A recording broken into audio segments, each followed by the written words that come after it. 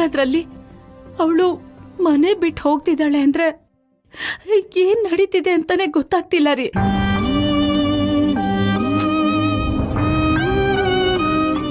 ನನಗೂ ಏನು ಗೊತ್ತಾಗ್ತಾ ಇಲ್ಲ ಲಕ್ಷ್ಮಿ. ಇನ್ನೇನು ಎಲ್ಲ ಸರಿ ಆಯ್ತು ಅನ್ನೋ ಅಷ್ಟರಲ್ಲಿ ಇನ್ನೊಂದೇನೋ ಶುರು ಆಗ್ತಾ ಇದೆ. ಏನ್ ಮಾಡ್ಬೇಕಂತ ಗೊತ್ತಾಗ್ತಾ ಇಲ್ಲ. ಸೀನಾ, ಸಂಸಾರ ಅಂದ್ರೆ ಹೀಗೆ ಕಣೋ. ಇವತ್ತು ಕಿತ್ತಾಗ್ತಾರೆ, ನಾಳೆ ಒಂದಾಗ್ತಾರೆ ಕಣ. ನೀವಿಬ್ಬರು ಯಾಕೆ ಇಷ್ಟೊಂದು ಯೋಚನೆ ಮಾಡ್ತೀರಾ? ಯೋಚನೆ ಮಾಡದೆ ಇರಕ್ಕಾಗತ್ತ ಅತ್ತೆ? ನಿಮ್ಗೆ ಗೊತ್ತಲ್ಲ ಹರೀಶ ಸಿಂಚನನ್ನ ಹೇಗ್ ನೋಡ್ಕೋತಿದ್ದ ಅಂತ. ಅವಳು ಕೂಡ ಅವನ ವಿಷಯದಲ್ಲಿ ಹಾಗೆ ಇದ್ಲು. ನಿಜವಾಗ್ಲೂ ಹೇಳ್ಬೇಕು ಅಂದ್ರೆ ಸಿಂಚನ ಇಂದಾನೆ ಹರೀಶ ಬಿಸ್ನೆಸ್ ಶುರು ಮಾಡೋ ಹಾಗಾಗಿದ್ವು. ಎಲ್ರ ಮುಂದೆ ತನ್ ಗಂಡ ಮರ್ಯಾದೆಯಿಂದ ಬದುಕ್ಬೇಕು ಅಂತ ಅನ್ಕೋತಿದ್ದವಳು ಇವತ್ತು ಹೀಗೆ ಮನೆ ಬಿಟ್ಟು ಹೋಗ್ತಿದ್ದಾಳೆ ಅಂದ್ರೆ ಮನ್ಸಿಗೆ ಎಷ್ಟು ಬೇಜಾರಾಗಿರುತ್ತೆ ಅವಳಿಗೆ. ಲಕ್ಷ್ಮಿ, ಇದಕ್ಕೆಲ್ಲ ಕಾರಣ ನಿನ್ನ ಮಗನೇ. ಅವನ ಹೆಂಡತಿನ ಹಿಡಿತದಲ್ಲಿ ಇಟ್ಕೊಂಡಿದ್ರು ಇಷ್ಟೆಲ್ಲ ಆಗೋದೇನಮ್ಮ? ಅಮ್ಮ, ಈಗ ಹಾಗೆಲ್ಲ ಮಾತಾಡಿ ಏನು ಪ್ರಯೋಜನ? ಆಗಬಾರ್ದಿತ್ತು, ಆಗೋಯ್ತು. ದೊಡ್ಡವರಾದ ನಾವು ಮುಂದೆ ಇದನ್ನು ಹೇಗೆ ಸರಿಪಡಿಸ್ಬೇಕು ಅಂತ ಯೋಚಿಸ್ಬೇಕು.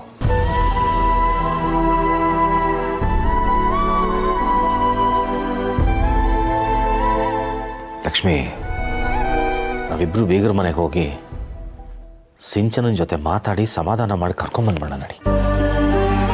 ಸೀನಾ, ಏನ್ ಹೇಳ್ತಿದ್ದೀಯೋ? ಆ ಮನೆಯವರು ನಿನಗೆ ಅವಮಾನ ಮಾಡಿದ್ದು ಸಾಲದೇನೋ? ನೋಡು, ನೀನು ಮತ್ತೆ ಅಲ್ಲಿಗೆ ಹೋಗಿ ಯಾಕೋ ಅವಮಾನ ಮಾಡಿಸ್ಕೊಂತೀಯ?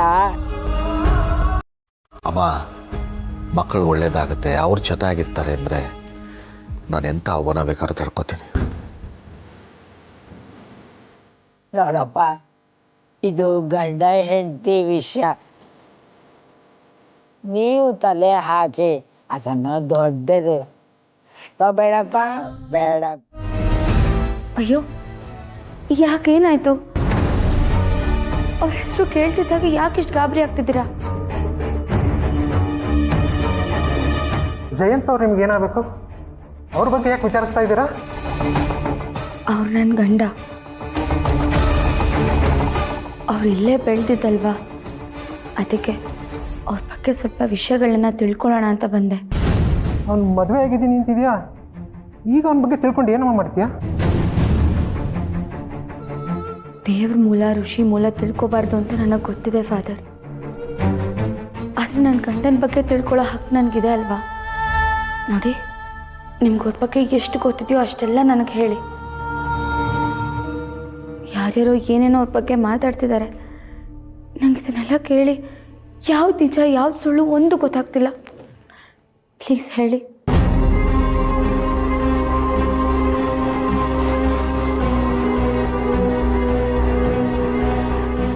ಬೇಡ, ನಾನು ಯಾವುದನ್ನು ಮರಿಬೇಕಂತಿದ್ನೋ ಅದ್ರ ಬಗ್ಗೆ ನನಗೆ ಮಾತಾಡೋಕ್ಕೆ ಇಷ್ಟ ಇಲ್ಲ. ದಯವಿಟ್ಟು ಇಲ್ಲಿಂದ ಹೊರಡಮ್ಮ.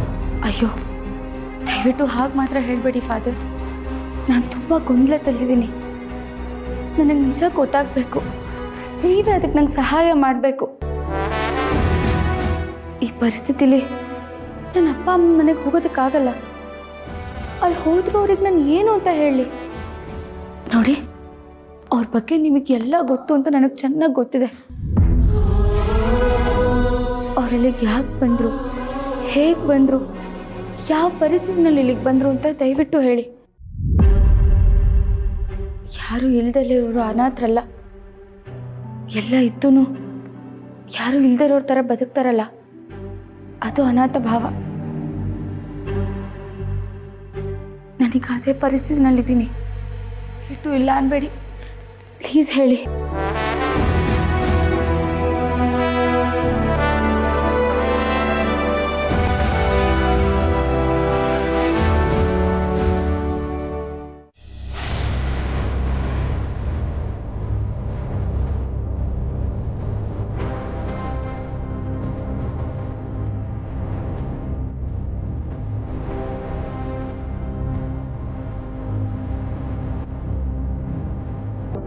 ಹೇಗೆ ನಡೀತಾ ಇದೆ ಅನಾಥಾಶ್ರಮ? ದಯೆಯಿಂದ ಎಲ್ಲ ಚೆನ್ನಾಗಿ ನಡೀತಾ ಇದೆ. ಆದ್ರೆ ಇತ್ತೀಚೆಗೆ ನೀವು ಆಶ್ರಮದ ಕಡೆ ಬರೋದನ್ನೇ ಬಿಟ್ಬಿಟ್ಟಿದ್ದೀರಿ. ಆದಾಗ ನೀವು ಬರ್ತಾ ಇದ್ರೆ ನಮಗೊಂದು ಸ್ವಲ್ಪ ಸಮಾಧಾನ ಇರುತ್ತೆ. ಅದು ಅಲ್ಲದೆ ಜಯಂತ್ ಅಲ್ಲಿಂದ ಇಲ್ಲಿ ಬಂದ್ಮೇಲೆ ಆಶ್ರಮ ಕಡೆ ಒಂದ್ಸಲಿನೂ ನೀವು ಬಂದಿಲ್ಲ. ಹಾಗಾಗಿ ನಾನೇ ನಿಮ್ಮೆಲ್ಲರೂ ನೋಡೋಣ ಅಂತ ನಿಮ್ಮ ಮನೆಗೆ ಬಂದೆ. ಎಲ್ಲಿ ಜಯಂತ್ ಕಾಣಿಸ್ತಾ ಇಲ್ಲ?